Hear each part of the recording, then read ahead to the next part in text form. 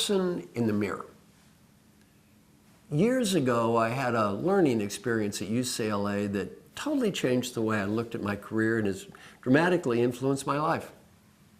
I was in a class with old Dr. Bob Tannenbaum, and he was a highly respected man at the time, had written the most widely read article ever in the Harvard Business Review. He was a full professor. He was kind of the guru. And I was in a group of 11 people, and we were doing something they used to refer to as encounter groups. We were talking about all kinds of whatever we want to talk about, and we'd kind of analyze things. And I was talking about people in Los Angeles. And the gist of my conversation was, for 3 weeks, people in Los Angeles are so screwed up. Well, they drive around in those yellow Rolls Royces, and they wear $85 sequin blue jeans, and they're plastic and materialistic. These people are so screwed up. Now, of course, I'm from Valley Station, Kentucky, which must have qualified me to be the world's authority on all people in Los Angeles. After about 3 weeks of my babbling about people in Los Angeles, old Dr. Tannenbaum looks at me and he says, "Marshall, who are you talking to?" Well, I thought about it and I said, "Well, I guess I'm talking to the group." He said, "Who in the group are you talking to?" I said, "I guess I'm talking to everybody." He said, "I don't know if you know this, Marshall, but every time you've spoken, you've looked at only one person, and you seem interested in the opinion of only one person. You seem to be listening to only one person. Who is that one person?" Well, I thought about it, and I said, "That's an interesting comment, Dr. Tannenbaum. That'd be you." He said, "Well, you know, there are 10 other people here in the room. Why me?" Well, you know how it is when you start digging a hole and you don't want to stop. Just dig a little more. I said, "Dr. Tannenbaum, you know, I think a person with your great educational background can understand the true significance of what I'm saying and understand how screwed up it is just to run around and try to impress people all the time." Old Dr. Tannenbaum looked at me, he scratched his beard, and he says, "You know, Marshall, is there any chance that for the last 3 weeks, all you've been doing is trying to impress me?" I said, "Well, no." I said, "Dr. Tannenbaum, I'm very disappointed. Well, I think you've missed the significance of everything I've just told you. I've been pointing out how screwed up it is to try to impress others. That's not what I do." He looked at me and he goes, "I think I understand." I look around the room, I see these 10 other heads going like this. I hated old Dr. Tannenbaum's guts for about 6 months. After 6 months, you know what I said? "Thank you, Dr. Tannenbaum, sir. You just taught me a good lesson about life." Well, you know what I learned? It's very easy to see what we don't like about ourselves in other people. It's a little harder to see what we don't like about ourselves in the mirror. And sometimes other people can see things in us that we don't want to see in ourselves. And when that happens, our first reaction is, "You're wrong, you're confused." Well, basically, this is what I do for a living. Every day in my job as an executive coach, I give people feedback. I let them know how everybody sees them. And sometimes they're just like me. Their first reaction when they get that feedback they don't want to hear is, "Well, they're confused and they're wrong." Well, I always go back to my story with Dr. Tannenbaum. When people tell us something we don't want to hear, our first reaction is they're wrong and they're confused. Sometimes it's hard to look in that mirror and say, "You know what? Maybe I'm wrong and maybe I'm confused." What did I learn? Sometimes other people can see something in us we can't see in ourselves, and our first reaction is they're confused. A great challenge, learn to listen to other people. Hear what they have to say and recognize sometimes they can see something in us that we don't want to see in ourselves.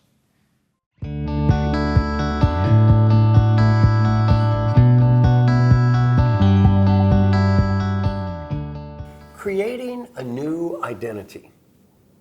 How can we become someone different?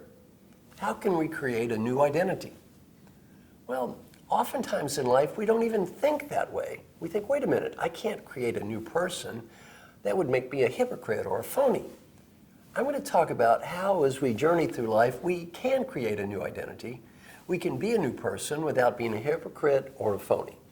Now, if we look at the concept of identity, you can see the following chart to illustrate where our identity comes from. On one dimension, you see clearly past, future. The other dimension, self, other. And then we form four basic building blocks of our identity. The first one is that intersection of the past with ourself. This is called our remembered identity. Now, how do we know who we are? Let us imagine you think, I'm a bad tennis player. Okay, how do you know you're a bad tennis player? Well, you have memories of playing tennis, you have memories of being defeated, and these memories shape your identity. You think, I am a bad tennis player based on these memories. So a lot of our identity comes from our memories. The second part of our identity is not the remembered identity, it's the reflected identity. This is what other people have told us in the past. For example, part of your identity is, I'm a bad listener. How do you know you're a bad listener? People told you were a bad listener, and this feedback that we got from other people helps shape our identity, either positive or negative. The one I'm going to spend some more time on is our programmed identity. Our programmed identity is what other important people told us we would become. It's projections of the future from other people. And we have all been programmed to believe we are a certain way. Let me give you some examples. I'm from a small town in Kentucky called Valley Station, Kentucky. I was brought up in sort of a lower income, lower education environment. In the middle school down the street from my home last year in Kentucky in academic achievement, out of 319 schools, came in number 319. So the odds on me being ranked the #1 leadership thinker in the world from there were not totally great. On the other hand, I got some very clear programming from who? My mother. My mother went to college for 2 years and was a first grade school teacher. Now, when I was growing up, my father had some idea that women weren't supposed to work. Fine. So we got to live in poverty. Now, the bad news is we got to be poor. The good news is my mother took all of her first grade school teacher energy and devoted it to one person. Who was that person? Me. It was all about me. Here's some of the programs I got as a child. She said, Marshall, you are smart. She didn't say I was kind of smart. She said, you're extremely smart. She said, Marshall, you are the smartest little boy in Valley Station, Kentucky. She also said, Marshall, you are going to college. This was never portrayed as a vote. I got the feeling if I didn't go to college, she would kill me. She said, you are going to college. In fact, you can go to graduate school. See, my father had a little 2-pump gas station. It would have been very natural for me to involve in cars and tools and mechanical things. She also said, when I was a very young boy, Marshall, you have no mechanical skills, and you will never have any mechanical skills for the rest of your life. I am programmed to believe you have no mechanical skills. You will never have any mechanical skills. How does this programming impact my development as a child? I'm never encouraged to be around cars or tools, mechanical things. So what happens is, I don't learn. My father says, you have no mechanical skills. My friends, you have no mechanical skills. I'm a teenager. I know nothing about cars or tools. People are talking about a universal joint. I thought a universal joint was something people smoked. I have no idea what they're talking about. Then I'm 18 years old, I take a test. The United States Army Aptitude Test. Part of the United States Army Aptitude Test was called the Mechanical Aptitude Test. On the U.S. Army Mechanical Aptitude Test, I scored in the bottom 2 percentile of the whole United States. If you know about statistics, I think I was defeated by random chance. Now it was no longer my mother saying you have no mechanical skills, or my father. It was the United States Army and its staff of trained psychologists all got together to prove I had no mechanical skills. Oh, and by the way, think of the name of the test. It wasn't called the Mechanical Achievement Test. That would imply that's what you've done. It was called the Mechanical Aptitude Test. That would imply that's what you are. That's your identity. It wasn't until I'm 26 years old that I finally questioned this. I'm getting my PhD at UCLA from old Dr. Tannenbaum. He hands out 2 pieces of paper. One piece of paper, things I do well. What did I write? Scholarly pursuits, research. What was I saying? Smart, smart, smart. Then another piece, things I can't do. I have no mechanical skills. I will never have any mechanical skills. Dr. Tannenbaum looks at me and says, Marshall, how do you know you have no mechanical skills? Well, I said, it's hopeless. I took a test. I was defeated by random chance. He said, how are your mathematical skills? Ah, excellent mathematical skills. A perfect score on the SAT Math Achievement Test, 9 courses of math past calculus, wonderful mathematical skills. He said, why is it you can solve complex mathematical problems, but you cannot solve even simple mechanical problems? I thought about it. Good question. He said, how's your hand-to-eye coordination? I said, I guess it's okay. I could play pinball game and shoot pool, drink beer. He said, why is it you could play pinball games and shoot pool, but you can't hammer nails? When I was 26 years old, I realized I had no mechanical skills because I was programmed to believe I had no mechanical skills. That was reinforced throughout my life, and as long as I believed it, it would never change. Now, as obvious as this story sounds, I see this with CEOs I coach every day. They'll say things like, I can't listen, I've never been able to listen, I can't listen. I look in the guy's ears. I say, why can't you listen? You got something stuck in there? Or I can't give recognition. Well, why not? Are you genetically mean? Well, we all program ourselves in these ways. Now, I didn't have a sibling. I did not have a brother or a sister. My wife was also an only child. When you're brought up as an only child, you really don't understand the impact of siblings and identity. Now that I've been doing a lot of work on identity, I realize how important our siblings are in our development. For example, almost every sibling that I work with has been defined by their parents vis-a-vis their siblings. For example, she's the smart one. He's the clever one. She's the great athlete. He's responsible. We have been giving these programs relative to our siblings that often become a huge part of our identity. Now, if you're listening to this tape, most of your identity is probably pretty positive. Even these positive messages have dark sides. For example, I worked in a lot of hospitals. I ask a question. How many of you have a brother or sister? They almost all raise their hands. Then I ask a second question. How many of you were programmed to believe you were the responsible one? It is shocking how many people raise their hands. Well, the point is, then I say, if you were the responsible one, well, what message for the other ones? They were the irresponsible one. Now, there's nothing wrong with being responsible. It's when you have to be responsible all the time that it starts getting old. There's nothing wrong with being the smart one. The problem is when you always have to be smart. That's when it gets tiresome. Well, I'm going to give you a challenge. Think about the programming you've been given about yourself. Think about your own identity. Think about who you are, and then challenge yourself and say, moving forward in life, do I always have to be this person? Or maybe can I change? Now, the final element of our identity, if you look at our model, is called our created identity. That's that new person that we can create. That's the future that we create for ourselves. And in looking at this element of identity, I'm going to give you an example from a famous rock star. One night I had the opportunity of having dinner with a famous rock and roll star, Bono. And I didn't know any of his music too much because it was recorded after 1975. We had a wonderful dinner though, and he talked about, not his music, he talked about a lot about his identity. And the first part of his identity was kind of regular guy, not pompous or pretentious, very much a regular person. And you know, he impressed me as being very much a regular guy, didn't put on airs, just seemed to be a real person. He used the F word about every third word when we were talking, and he's a nice man. He apologized. He said, you know, sir, I probably shouldn't use such bad language around you. I said, excuse me, I'm from Valley Station, Kentucky. I thought the F word was the adjective that preceded all nouns. So I said, this really doesn't bother me that much.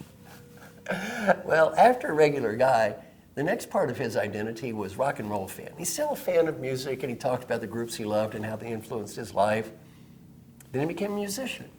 And he's still a musician. He talked about how he loved making music, and not just for money, how he had times with his family and they'd all sing and make music together and how much he enjoyed that.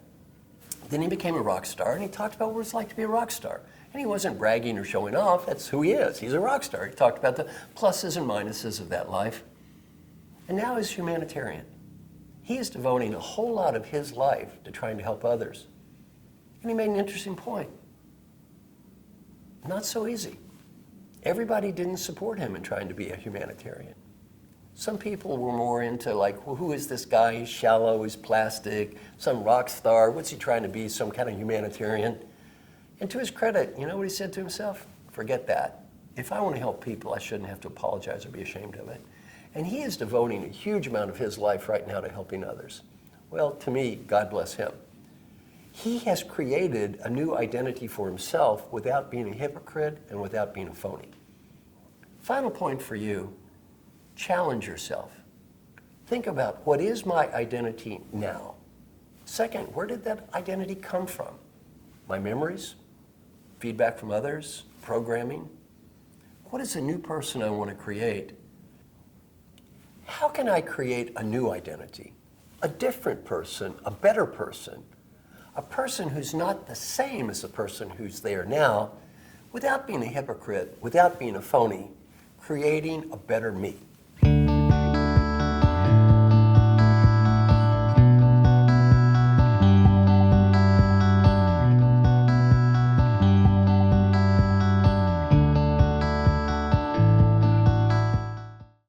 One of the greatest thinkers in the history of leadership development is a hero of mine, a man named Dr. Warren Bennis.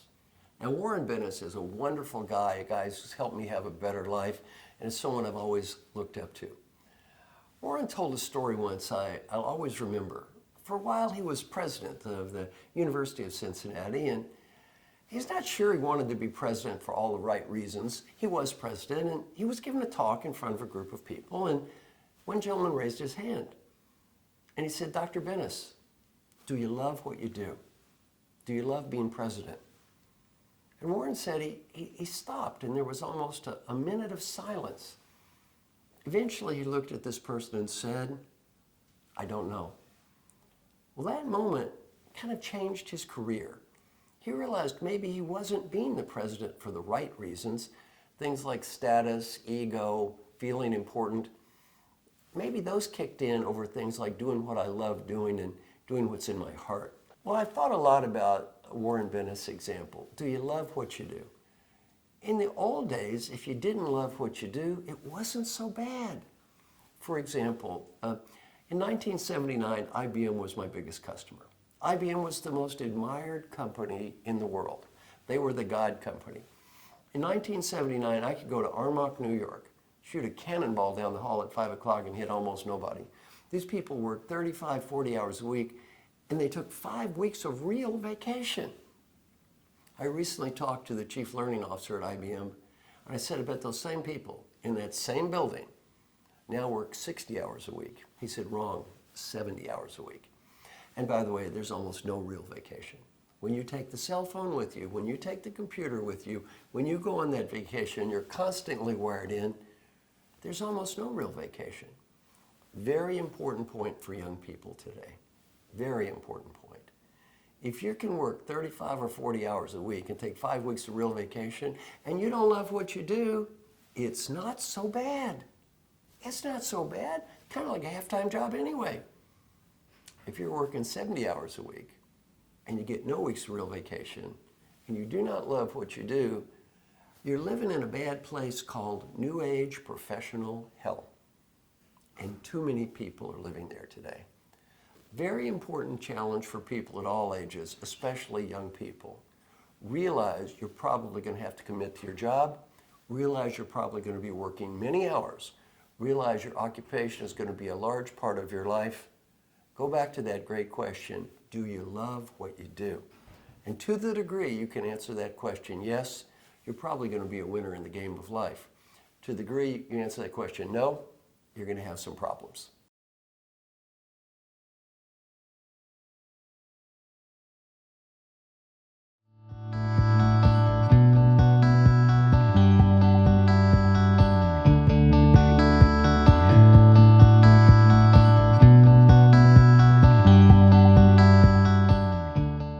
Whine less, do more. We spend an inordinate amount of time in life whining. Typically whining about decision makers, whining about decisions. I'm going to talk about 5 of my favorite whines, and then we'll talk about how many times you've heard these, and then look in the mirror and say, how many times have I done it myself?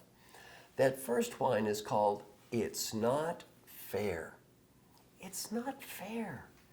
The decision maker makes a decision, and we conclude it's not fair. Decisions have nothing to do with fairness. Every decision is made by the person who has the power to make the decision. Not a fair person, right person, or logical person. It's made by that person. The decision maker is the customer, and our job is to influence the decision maker, not to just judge other people. As Peter Drucker said, Our job in life is to make a positive difference, not prove we're right. Well, it's not fair. The kid comes home from school. Daddy, Mommy, I got a C on my report card. I should have gotten an A. It's not fair. A great learning experience for the child. Decisions aren't made based on fairness. You did not sell the teacher. The teacher was the decision maker. The teacher thought you should have gotten a C. You thought you should have made an A. Well, you didn't grade your own paper. The teacher graded the paper. You got a C. There's always a teacher. There's always a boss. There's always a customer. There's always somebody. And it's never really fair. Another common whine is, it's not smart. Yeah, they're doing that, and they think it's fair, but it's not smart. I have a much better idea, and the world would be better if they did it my way. Well, sometimes the world doesn't ask us how we want to do things, and we've got to do things that others do, and maybe their definition of smart is a little bit different than our definition of smart. And a favorite among engineers that's related to these two is, it's not logical. People with technical backgrounds, scientists, engineers, constantly look for logic where none exists, and then we're shocked because we can't find it. Now, I have a degree in mathematical economics. I went to an engineering school, so I include myself in this category. Too much of my life has been wasted looking for logic where none exists and being shocked when I can't find it. Well, decisions are not always made based on logic. Oftentimes, crazy people make decisions, and it's not logical. Sometimes we say, well, they think it's logical and they try to be fair. It's just the wrong decision. They mean well. It's just not right. It's not right. Well, again, we don't get to necessarily, as we wander through life, decide what is or isn't right. And our definition of right, well, might not be somebody else's. Another big favorite is, it's not their job. It's my job. It's not their job. It's my job. Believe it or not, I see this with a lot of CEOs I coach. Shockingly, I worked with a CEO of a private equity firm. Private equity, they own the company. I was hired by the owners. You know what he said? They can't tell me what to do. It's not their job. I'm the CEO. Shockingly, you'd be surprised how many people become brain dead when they become CEOs. I'm the CEO. They can't tell me what to do. I had to sit down and say, they own the company. It's their money. They can indeed tell you what to do. You see, you work for them. They do not work for you. I had another CEO with the same problem in a publicly traded company with his board. I had to sit down and say, excuse me, the board of directors, rightly or wrongly, represents the ownership of the company. The board does not report to you. You actually report to the board. Now, fortunately, in most cases, as a coach, I've been successful. I've had a failure. I had a failure where a person never really quite got it. Now, as we look at decision making, realize one thing. Our job is to make a positive difference, not to go through life critiquing everybody else with our infinite wisdom and whining. And again, some of the favorite whines we've talked about, it's not right, it's not fair, it's not smart, it's not logical, it's not their job. We can go through life doing this all we want to. What are we accomplishing? Nothing. Simple guideline for life. Do more, whine less. Take all the effort you might have spent on whining and complaining about other people and focus on making a positive difference. Try to influence those other people. Don't waste so much time judging, critiquing, and whining.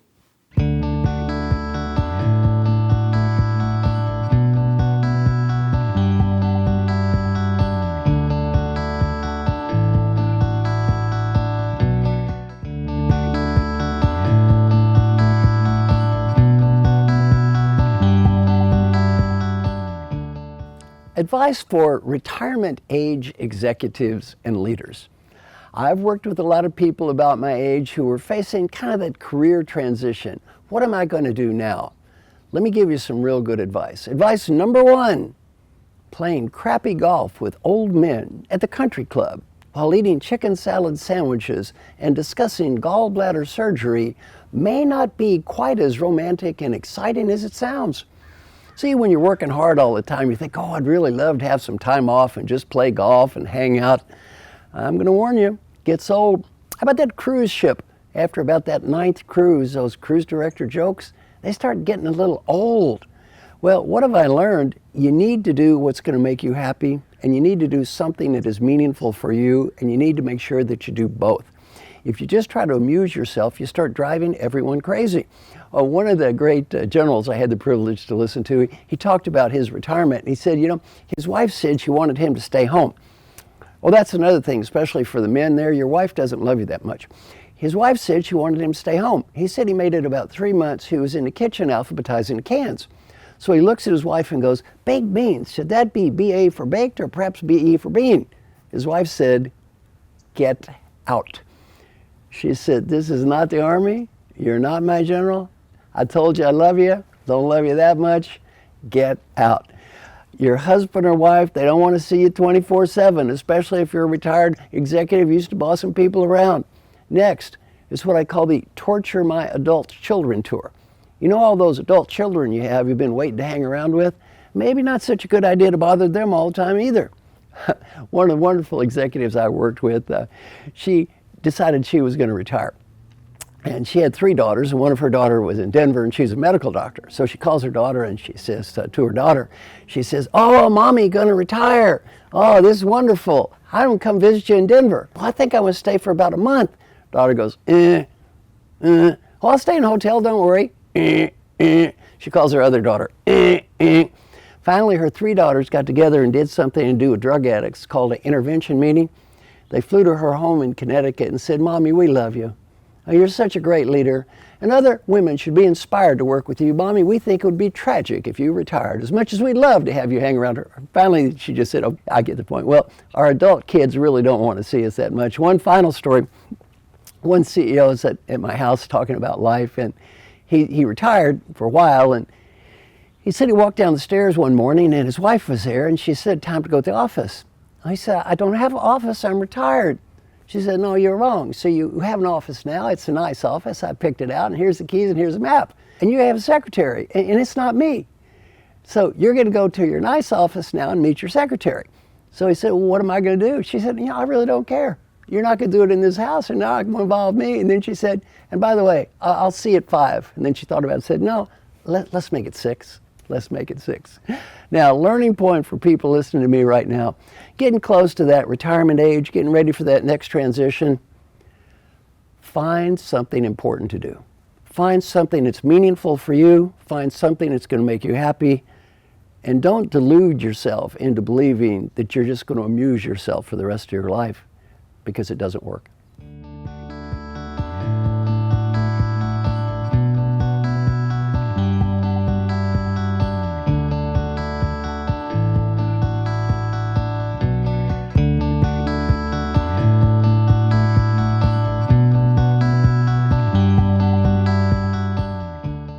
What really matters in life? I've had the privilege of hosting 4 sessions on the topic of what matters in life with people my age, getting a little older, kind of wrapping up that first part of their career. And in my sessions with these very distinguished people who've included a lot of the top executives from around the world, 6 factors come up that matter. The first is health. If you don't have your health, the rest of the stuff doesn't matter a lot. So very important, take care of yourself, invest in your health. In the short term, it may not seem as important what you're doing today. In the long term, it adds up. The second factor is wealth. Wealth doesn't matter, though, as much as you might think. If you look at studies on happiness versus wealth, what you find out is wealth is important only to a level of kind of a middle-class income or maybe slightly above. Beyond that, there's a very low correlation between wealth and happiness. For example, people that win the lottery 2 years later are not that much happier. Wealth is important, but only to a degree. The third thing that's very important is having positive relationships with people you love. People that have positive relationships with people you love have better relationships at work, better relationships at home, better relationships in life. The next thing is achievement. You need to feel like you're making a difference. You need to feel like you're making some kind of impact in life, that what you're doing is mattering. And then the final 2 go together, happiness and meaning. And I mention these together because what I found out in our research is you need both, and you need them both simultaneously. If you just go for happiness and you're living a life of amusement, what you find out very quickly is no matter how much money you have or status you have, it gets old. You're doing stuff that's fun and amusing, but it's not meaningful. On the other hand, if you're doing something that's meaningful, but it doesn't make you happy, well, that doesn't work either. You're a victim or a martyr. So it's very important in life, as you look at the rest of your life, to consider 6 factors. Number 1, am I doing my best to stay healthy? Number 2, am I taking care of my wealth to the degree that I'm going to have at least a middle class, upper middle class income? Number 3, am I working hard to build those positive relationships with people I love? Number 4, am I achieving? Do I feel like I'm making a positive impact or difference? And then finally, am I simultaneously achieving happiness and meaning? Am I doing what is meaningful for me and what makes me happy at the same time? And nobody can define happiness for you but you, and nobody can define meaning for you but you. If you say, I'm doing these 6 things, you're going about as far as you can to have a great life.